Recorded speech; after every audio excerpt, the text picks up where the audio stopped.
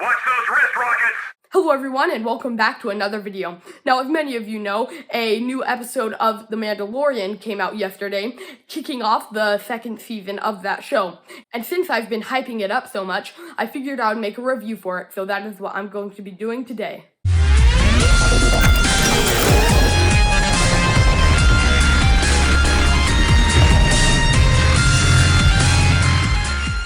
Now, before we jump on into it, let me just say this video will contain spoilers for the first episode of Season 2. You have been warned.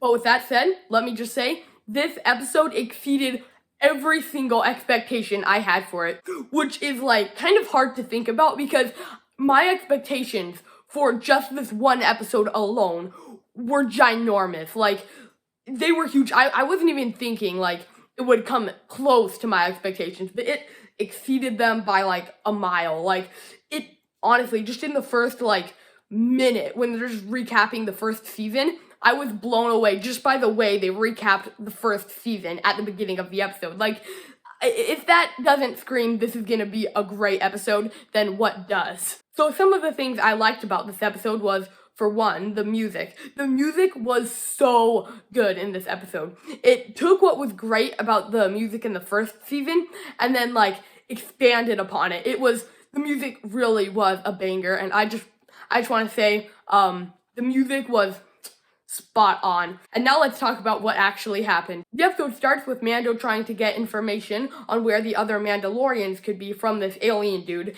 and we get such an epic fight scene from that. Like, it's not even like that long of a scene, but like it still like sets the tone for the episode so well. When the alien guy like threatens to kill Mando, and then like all of his like goons come out with their guns pointed at him, and then Mando just obliterates them. I just love that scene because it sets the tone for the episode so well. Then Mando goes to Tatooine because he heard there might be other Mandalorians there. And I know some people might have problems with Tatooine being in this episode, because at this point it seems like Tatooine is in literally every piece of Star Wars media ever. But personally, I don't really have a problem with Tatooine being in this episode, because I feel like the way they handled Mando returning to Tatooine was really good, because I like how it expands upon what we know about Tatooine. Like, it has really good like world building.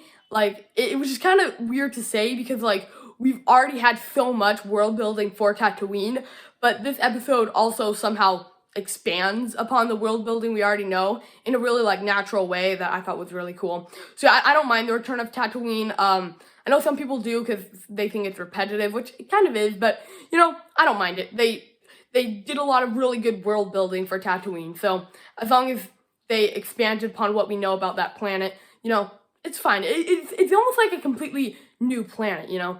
And then, yeah, while he's on Tatooine, you know, a lot of stuff happened. I really like how later in the episode, the Tusken Raiders get involved too, because they've only appeared in the series once before, and overall, in Star Wars media, they're kind of portrayed as, like, evil savages, which they are, but this episode kind of puts them on Mando's side, because they're both trying to defeat the Krayt Dragon, and I really like how they handled that. Like, they took what the audience sees as, like, unruly monsters, and then they kind of made them, like, they're still unruly monsters, but, like, they're working with Mando.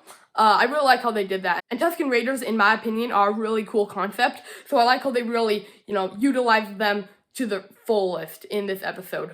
I also really liked how the Tusken Raiders were trying to defeat the Krayt Dragon, because that's an actual thing in Star Wars. Like, in order to become a man in Tusken Raider culture, you have to, like, confront a Krayt Dragon or something. So I really like how they, like, took that idea and then, like, made a kind of a full episode on it. I really like the scale of the Krayt Dragon because it is huge in this episode. Like, before this episode, the only time we actually got to see, like, a Krayt Dragon on screen was, like, their bones in the background of A New Hope. And those bones didn't really give out any accurate idea of how huge this thing is. And I really like how they just made, like, the Krayt Dragon ginormous for this episode.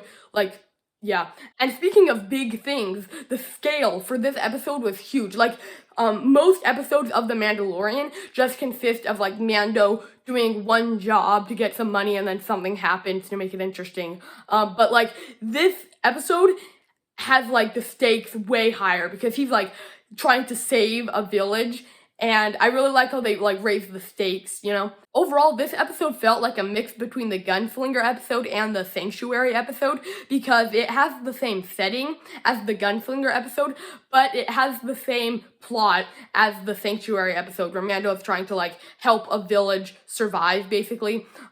Speaking of that, I really like how the villagers had to team up with the Tusken Raiders, were basically their enemies. I know it's a bit cliche to have like a group of people team up with their enemies to fight a bigger bad guy or whatever, but I really like how it was handled in this episode. I don't really have much to say on that. I just like how the Tusken Raiders teamed up with the villagers. I thought it was executed really well in this episode. Also, the fight scene with the Tusken Raiders and the townspeople versus the Krayt Dragon was so well handled. I think that battle was probably like more intense than the battle at the finale of season 1. It was so insane. Like, it was, like, again, the scale of that episode was huge. And that really shows with the final fight. It's like a huge monster versus, like, 2 different, like, civilizations, kind of. Yeah, I thought the fight scene was, like, really cool. And then, yeah, I really liked it. And somehow I've gone this whole review without mentioning the big twist at the end of the episode. The return of Boba Fett. The second they introduced his armor into the series, I knew that he was going to be in it in some shape or form to like get his armor back or whatever. Because you don't just show off Boba Fett's armor and then not have Boba Fett. That's, you don't do that. But since the rumors about Boba Fett being in the series are true, how many other rumors are true? Is Ahsoka gonna be in the series? There's a rumor about that. Is Sabine Wren gonna be in the series? Is Ezra? There's so many rumors claiming that like, oh, this person is gonna be in the series, this person is gonna be in the series. And now that we know that at least one of those rumors is true, how many others are gonna be true? Like, honestly, if just one more rumor came true, I wouldn't be able to handle it. Like, so many rumors about, like, Ezra returning, like, if they made him return, that would be pretty epic, you know?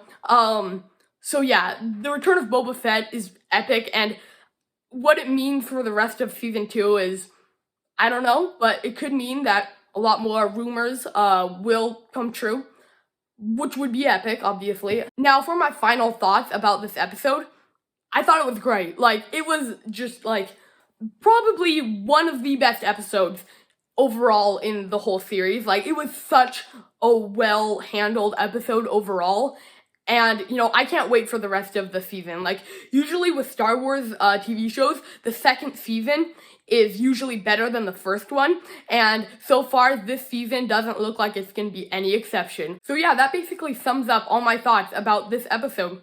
If you like this video, make sure to leave a like and subscribe if you haven't already, and I will see you next time.